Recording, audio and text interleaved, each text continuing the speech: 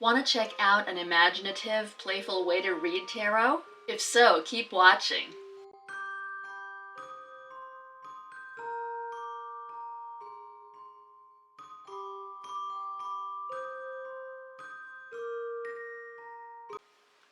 Hi, it's Leia. Welcome to this episode of Diaries of a Witchy Creative Life. In this video, we are going to explore one way of reading tarot that involves storytelling. If you're new here, first of all, hi! And secondly, to give you an intro to the kind of tarot readings we do on this channel, they are not predictive. We do more of a shadow work style of reading here. If you've never heard of shadow work, it's about exploring what isn't obvious, digging beneath the surface to reclaim parts of ourselves that we may have disowned because there's shame surrounding those parts of us, or identifying with those parts of ourselves over the years has brought us pain in some way. Whatever the reason may be, the focus is on self-awareness and healing. And that is what is behind what we're going to be doing today. There are already several other how-to tarot videos on this channel at this point, and I'll be linking the playlist to those in the description for anyone out there who resonates with this style and wants to learn more. We are using Chris Ann's The Lightseers Tarot to do our demo in this video. It's the deck I've chosen for the how-to tarot videos, so if you want to see more of it in action, check out the videos in the playlist I mentioned. Some of those who might benefit from this how-to series are beginners to tarot, as well as those who want a tarot refresher, like if you stopped practicing but you picked it up again. So it's like starting over, but you do have some background already. And also those who have an existing tarot practice but are open to seeing what else is out there that you want to add or incorporate to what you currently do. So let's get started. I zoomed out a little bit so that we can see all the cards we'll be picking. For this video, we'll be pulling 6 cards.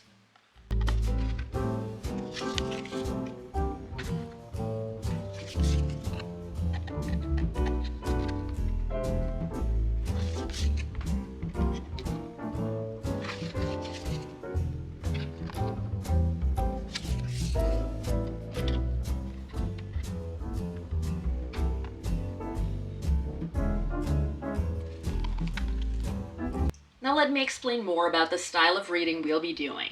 So if you have little to no familiarity at this point with the card meanings, that's fine.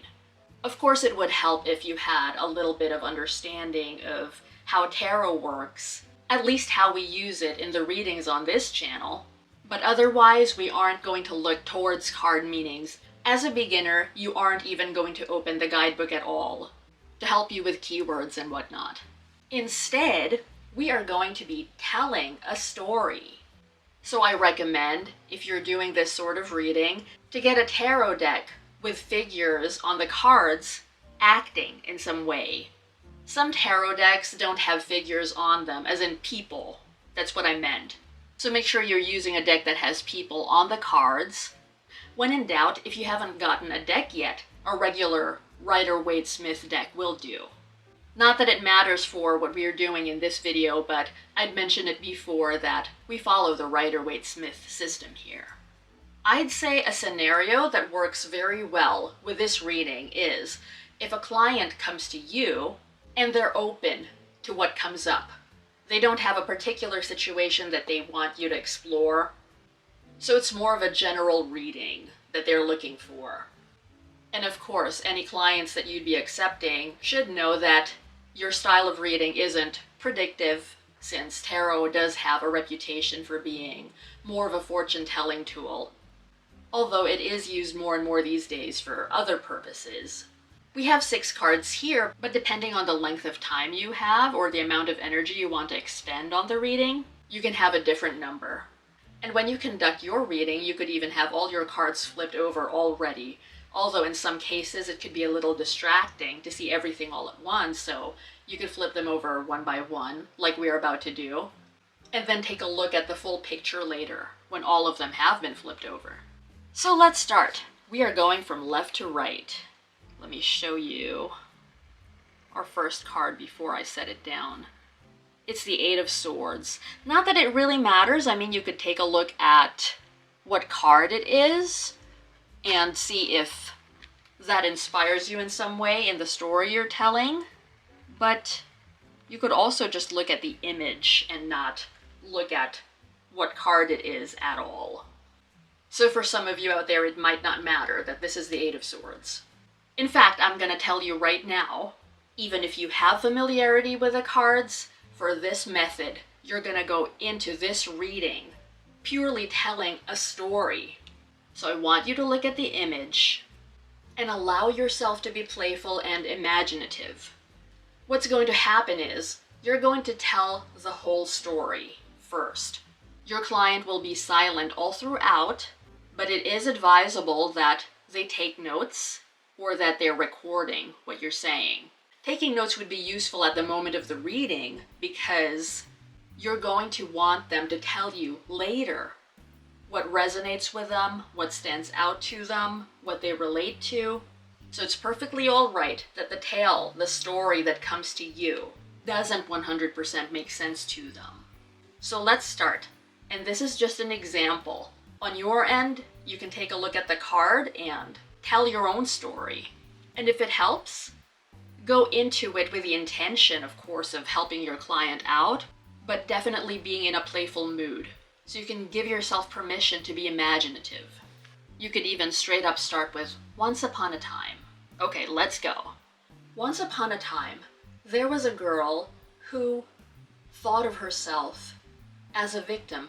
She felt trapped and she had a very difficult time seeing a way out of that. That was how she saw her life and she wanted it to change. So definitely on your end in an actual reading, you could keep going with that. But that's a little sample for you right there of how to begin.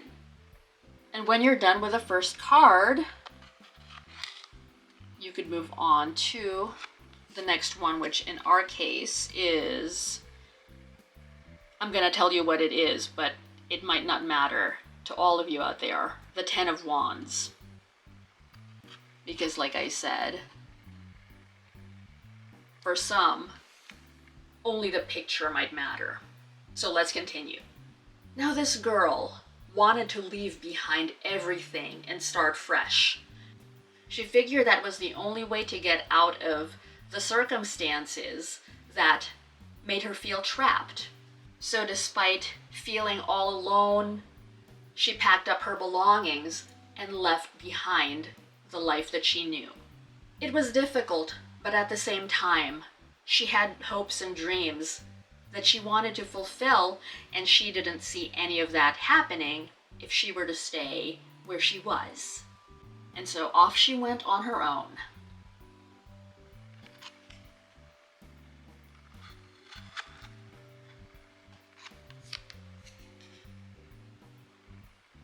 This is number 9 from the Major Arcana, the Hermit.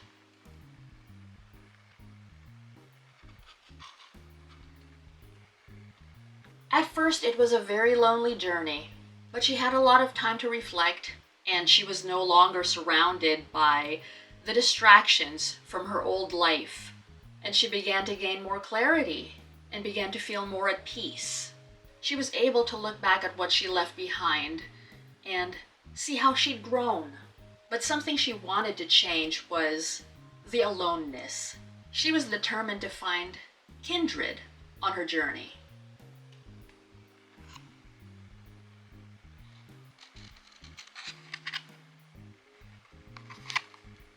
And here we have the Four of Wands.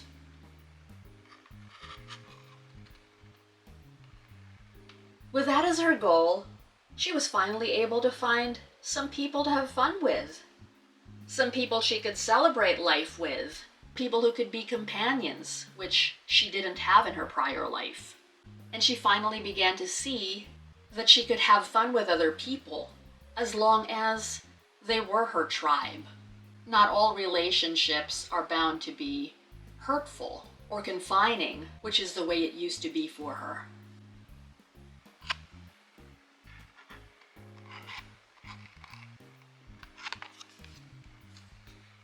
this one is number 15 from the Major Arcana, the Devil. And then she met someone who was mesmerizing and hypnotic, who pulled her in, almost as if she didn't have a choice. She fell in love with this person. But alas, he wasn't good for her. He love-bombed her and made her feel like she was the most special person on earth. But then he would be mean to her, and sometimes not even pay any attention to her at all. And this was challenging for her, because she wanted so badly to be loved. And when things were good in this relationship, she felt that they were very good. Anytime she pulled away, he went back to treating her like he only had eyes for her. And so she was caught in that web for a little bit, that dynamic of push and pull. She knew when things were bad that she had to leave, because it reminded her very much of her past, of where she came from. But then he'd apologize and all would be right in her world again.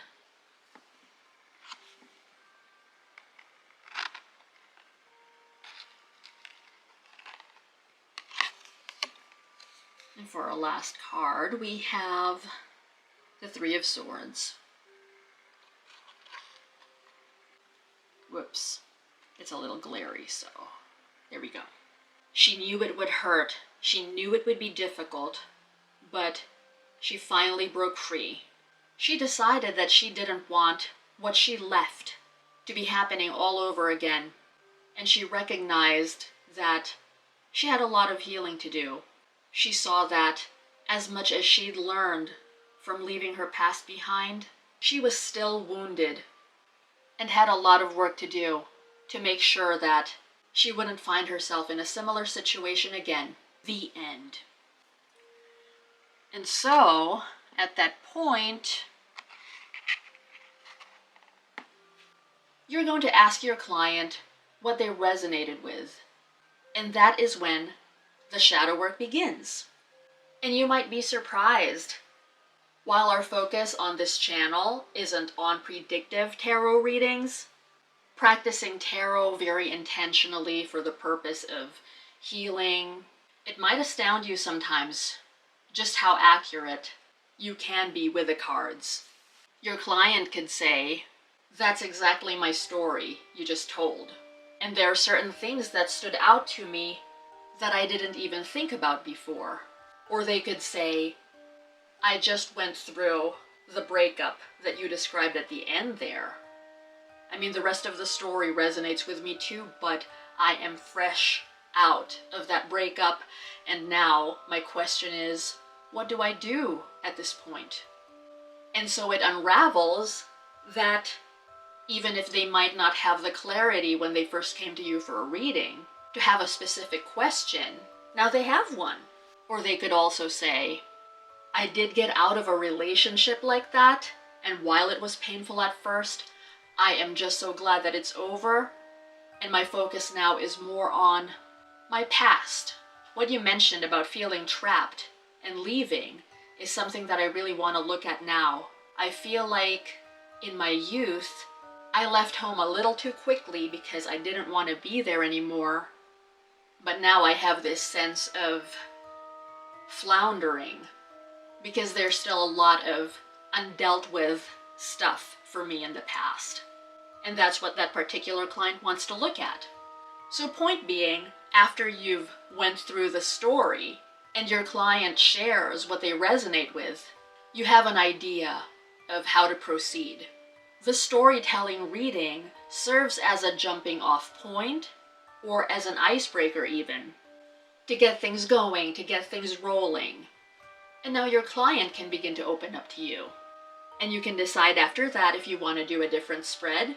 It could be one that's focused now on looking towards the card meanings, and then formulating questions like we do here on this channel, to guide the client or sitter to a place of greater understanding or peace. There are a few different spreads in the how-to tarot videos in the playlist that I mentioned earlier, the one that's linked in the description, so please feel free to check those videos out for ideas on spreads. And for some of you, you could bring an oracle deck in and make it part of this session.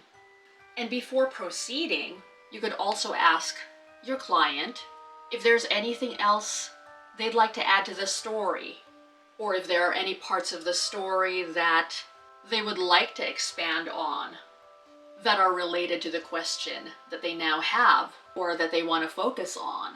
So yeah, try this with a client, a sitter, a friend who's open to a general reading where whatever comes up, and you proceed from there. Have fun with it. You might be surprised at how your intuition comes into the picture because you give yourself permission to just let loose. And there isn't even any pressure really to be intuitive per se. You're just looking at the cards and telling a story based on the images that you see. Thank you so much for joining me for this video. I'd say this can be pretty enjoyable for the inner child. So let yourself play with it, experiment with it. And if you enjoyed this video, there are so many more to come. So subscribe if you haven't yet and get notifications for this channel because I'll be back with more tarot videos related to healing, self-awareness, shadow work, and the like. Until then, take care of yourself, and I'll see you soon. Bye for now. Stay tuned for lots more Diaries of a Witchy Creative Life.